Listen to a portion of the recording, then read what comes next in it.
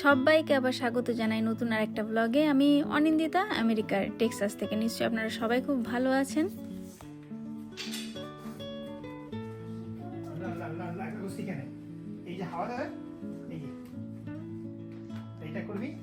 চলছে একদম যুদ্ধকালীন প্রস্তুতি। কাল থেকে বাচ্চাদের স্কুল শুরু হবে। তবে এই ছুটিতে সব থেকে বড় যেটা পাওয়ানো হয়েছে রিনি, সেটা হচ্ছে ওর এই জামা কাপড় আয়রন করার প্রতি একটা ভালোবাসা জন্মে গেছে।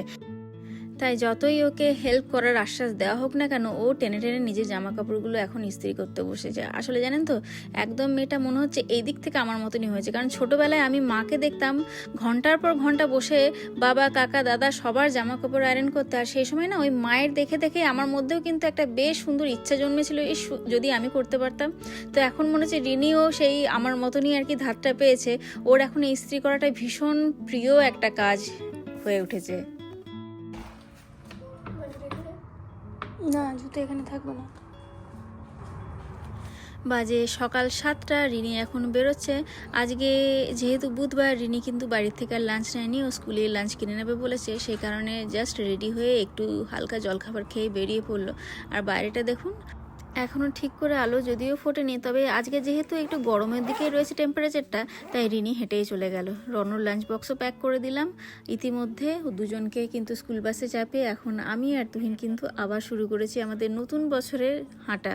এই মাঝখানের 15-20 দিন কিন্তু একদম হাঁটা হয়নি। অবশ্য একদম হাঁটা হয়নি বললে ভুল হবে, কারণ যখনই এদিক ওদিক কোথাও ঘুরতে গেছি তুহিন তো হাঁটিয়ে ছেড়েছে। তবে হ্যাঁ, এই প্রপার যেটাকে মর্নিং ওয়াক বলে, সকালে উঠে করা, সেটা কিন্তু এই আবার আমরা শুরু করলাম আজকে থেকেই।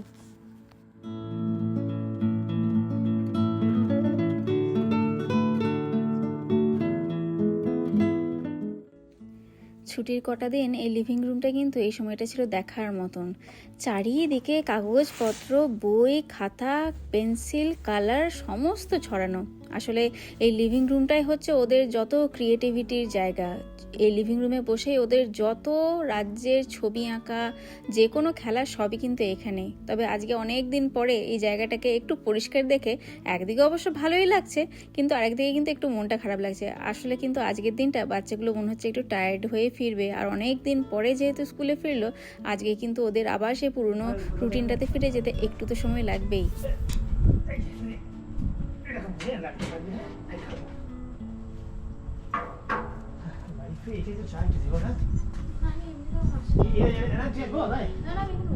বাইরের ওয়েদারটা জানেন তো এতটাই সুন্দর, কোনোভাবেই কিন্তু ঘরের ভেতরে ঢুকে কাজ করতে ইচ্ছে করছে না। তুহিনের যদিও একদম প্রপার অফিস শুরু হয়েই গেছে, তার সঙ্গে সকালবেলাতেও খানিকটা আমরা হেঁটে এলাম, তবুও মনে হচ্ছে যেন বাইরের এই সময়টা বসে একটু সময় কাটায়। তুহিন যদিও নিজের কল নিচ্ছে, ও কিন্তু একদমই আমার সঙ্গে গল্প করছে না। তার সঙ্গে কিন্তু ব্রেকফাস্টটাও দুজনে মিলে একসঙ্গে আজকে বাইরেই সেরে নিলাম।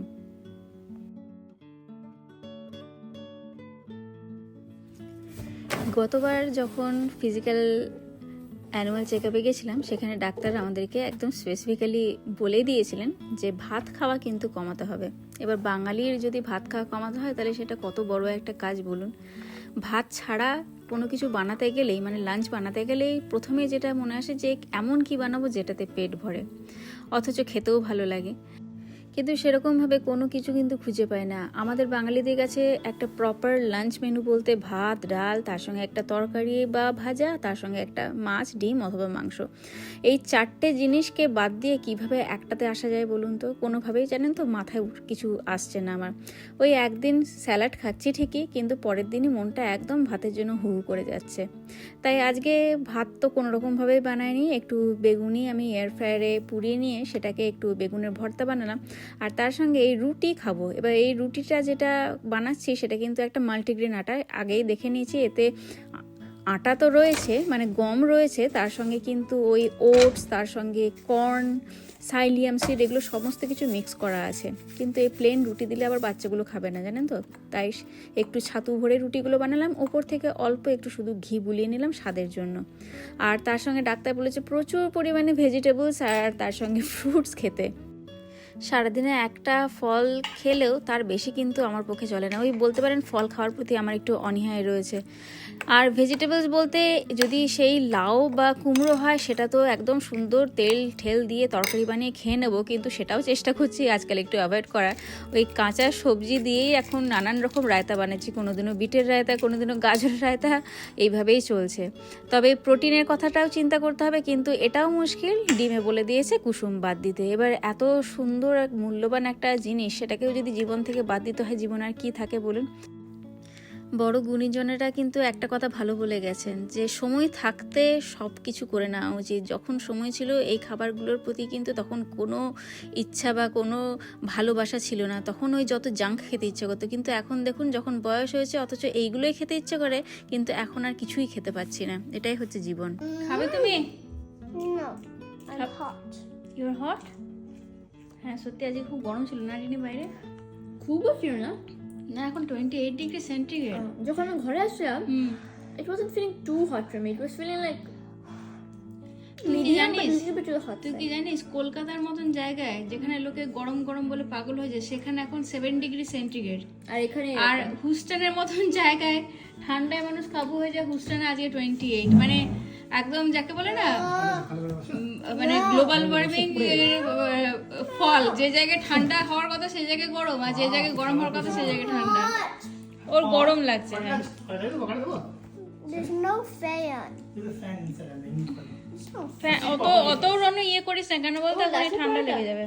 লাচা পরোটা, লাচ্ছা পরোটা, মাছা পরোটা, মাছা পরোটা, ছাতুর পরোটা, এমন নতুন নতুন ওয়ার্ড আবিষ্কার করছেন শারিনি। লাচা পরোটা জিনিস না? লাচ্ছা হচ্ছে অন্যরকম। লাচ্ছা মানে হচ্ছে তোর কি রকম বলবো, লাচ্ছা পরোটা মানে অনেকগুলো লেয়ার থাকে, layer paratha. Yeah, you're tired, I understand. Yeah. feet hurt. Can you sit properly? Putting a Then leg here is sit not... crisscross on your chair. Sit crisscross. Putting your leg here not solve the Sit problem. crisscross. School থেকে আসার পরে রণ শুধুমাত্র অপেক্ষা করে কতক্ষণে এই দুটো খেয়ে আর একটু স্নান সেরে একদম বাইরে ছুটবে। আসলে ওয়েদারটা সত্যি এখন এতটাই ভালো হয়ে আছে যে এই সময়টা বাচ্চাদেরকে ঘরে আটকে রাখাটাও কিন্তু মুশকিল। কেউ বাইরে খেলে না সেরকম, ওই তিনটে মিলে, এই বাড়ির পাশের একটা আর তার সঙ্গে সামনের বাড়ির, এই তিনজনে মিলে কিন্তু এই সারাটা বিকেল তার সঙ্গে সন্ধে সেই 7টা পর্যন্ত প্রত্যেক দিন খেলা যায়। আর একবার আকাশটা দেখুন, একদম সিঁদুরে রং হয়ে রয়েছে। এই সানসেটটাই কিন্তু আমরা এখন যদি পার্কে যেতাম আবার দেখতে পারতাম ওই জলের ধারে। ওরই খানিকটা ছটা এখানে পর্যন্ত এসছে। রনো খেলে এলো? No, no, খেলছে এখন বাইরে। আজ আমি খোলা খাচ্ছি। বাইরে ঠান্ডা নেই? আর কোনো ঠান্ডা। হাওয়া দিচ্ছে খুব তো আজকে। আমার বাড়ি এখন কি মনে করতে গরমকালে আমি পুরো ফুল গরমকাল। সে তো মানে নিশ্চয় 75 Fahrenheit, close to 26-27 টেম্পারেচার। উইকেন্ডে একটু ঠান্ডা হবে, কিন্তু মানে কি ওই 15-4 এইরকম দেখাচ্ছে। জানুয়ারি মাসে ভাবছি, জানুয়ারি মাসে শরীরটা খেয়ে মিড অফ জানুয়ারি আবার যদি জানুয়ারি মাসে এরকম থাকে অবস্থা, আর যখন আমাদের এখানে জুলাই আগস্ট সেপ্টেম্বর কি হবে, কিন্তু ওটা কি মানে এটা কি মানে আমার মনে হয় লজিক্যাল? এরকম গরম হবে খুব একটা, না কিন্তু না, ওইটা কি লজিক্যাল যে শীতকালে গরম মানে গরমকালে গরম আরো বেড়ে যাবে? না লজিক্যাল না, না ওটা লজিক্যাল না। logical. ঠিক আছে? না রে মা, How is that not logical? ইন্ডিয়াতে দেখ, ইন্ডিয়াতে যেমন এখন প্রচন্ড ঠান্ডা এবার, হুম। তার মানে কি ওদের গরমকালটা গরম হবে না? অবশ্য কিন্তু এটাও ঠিক, ওদের গরমকালে পুরো তো গরম ছিল না, সারা গরম বৃষ্টি হয়েছিল কিন্তু। আমাদের যে গ্লোবাল ওয়ার্মিং যে হচ্ছে, আর কোনো কোনো জায়গায় খুব ঠান্ডা, আমাদের শিকাগোতে হ্যাঁ শিকাগোর দিকে এমন ঠান্ডা ওখানে, এখানে তো তেমন গরম মানে না এইরকম কিন্তু হুস্টনে কোনো বার হয়নি হয়নি। যে আমরা জানুয়ারি মাসে ফ্যান চালাচ্ছি বা এরকম প্লেন মানে টি শার্টে বাইরে ঘুরে বেড়াচ্ছি। বাট তুই ভাবে এরকম যে মোটামুটি গত বছর জানুয়ারি মাসে 3rd উইক অফ জানুয়ারিতে বরফ পড়েছিল। হ্যাঁ 21শে জানুয়ারি। আজকে আমি দেখছিলাম ফটোগুলো, মানে ডেটটা আছে তো ফটোর উপরে, দেখছিলাম 21 জানুয়ারি বরফ পড়েছে। বরফ পড়েছে, বাইরে গেলাম বরফ পরে খেলেছি। আজকে এখন যে এবার- আমি এবার গাছগুলো জল দিয়ে এলাম, এতটাই গরম। না সে তো আমিও তো ইয়ে করছি, কিন্তু বলছি তুই বরফের কি চান্স আছে? মনে হয় না এবার হবে না। আমার মনে হয় ফেব্রুয়ারিতে বরফ এটা হলেও হতে পারে। কে জানে। মানে জানুয়ারিতে, হ্যাঁ জানুয়ারিতে দেখবি এত গরম তো, আবার ফেব্রুয়ারিতে দেখবি মানে হঠাৎ করে একদিন দেখবো স্নোফল হয়ে গেল। 19 না 18-তে 19-এ মনে হয়। যখন আমরা ইয়েতে অ্যালিসোতে অ্যালিসোতে ছিলাম ফেব্রুয়ারিতে, 15-16 ফেব্রুয়ারি, ওই যে ইয়ে মানে সরস্বতী পুজোর দিন। কি বড় পড়লো বাপরে বাপ। না এখানে লাস্ট 3 বছর ধরে হয়েছে কিন্তু। বড় পড়া, হ্যাঁ 3 বছর ধরে হয়েছে, কিন্তু এই বছরটা মানে কেমন একটা অদ্ভুত টাইপের লাগছে গরমটা। ভয় লাগছে এবারে বড় টর্নেডো জোরে না আসে। হ্যাঁ এই গরমের জন্য আমার এত হতে গরমে টর্নেডো ঘটনা খুব জোরে জোরে আসতে পারে না, কি হয় কি যে হবে। কিন্তু যাই হোক, ব্যাপারটা হচ্ছে এখন আমরা এনজয় করছি শীতকালটা ভালো বুঝতে। হ্যাঁ মানে সে করছি, কিন্তু ওটাই ইয়ে লাগছে যে এরকম ভাবে তো শরীর মানে ঠিকঠাক যদি গরম বা ঠিকঠাক ঠান্ডা না পড়ে, বলেন না শরীর খারাপ আরো বেড়ে যায়। শরীর খারাপ বা তাছাড়া পোকামাকড়ে উপদ্রব বেড়ে যাবে, কারণ মরবে না তো খাবো ঠান্ডাতে গরমে, মরবে না বাঁচবে না, মরবে না বা জন্ম হবে না, দুটো একটা কিছু একটা হবে। সব কিছু সিস্টেমটা যেন পাল্টে গেছে এবছর মনে হচ্ছে, বুঝলি নি? Ecological shift, ecological shift, not switch, ecological shift, ecological shift. Okay রনকে তাহলে ডেকে দে, ওকে বসায়। কালকে তো স্কুল আছে আবার। রিনি আমার ম্যাথ ক্লাস আছে, তোমার ক্লাস আছে? Math class. ঠিক আছে যাও। দেখেছেন বাবাও ডাক দিচ্ছে, আর তার সঙ্গে আমিও এর আগে এসে 5 মিনিট করে 2 বার কিন্তু টাইম দিয়ে গেছি, তাতেও এখনও বলে যাচ্ছে 5 মিনিট, ওদের নাকি এখনও কিছু খেলা বাকি আছে। কখন আর ঢুকবে বলুন বাড়িতে? এই 7টা বাজে, বাড়িতে ঢুকিয়ে একটু তো পড়তে বসাতেও হবে, কারণ সারাদিন তো পড়াশোনা কোনো নামগন্ধ নেই, যেটুকু স্কুলে পড়ে আসে সেটুকুই।